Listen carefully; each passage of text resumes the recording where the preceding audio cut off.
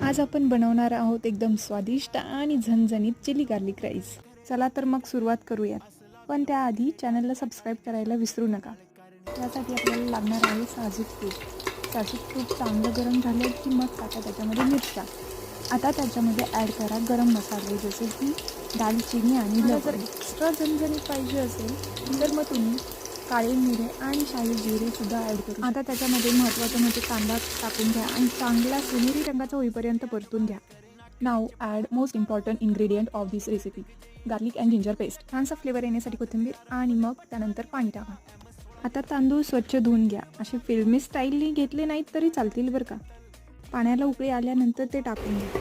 Mix करून झाकण लावून घ्या. आता आपला झणझणीत आणि स्वादिष्ट chilli garlic rice is ready.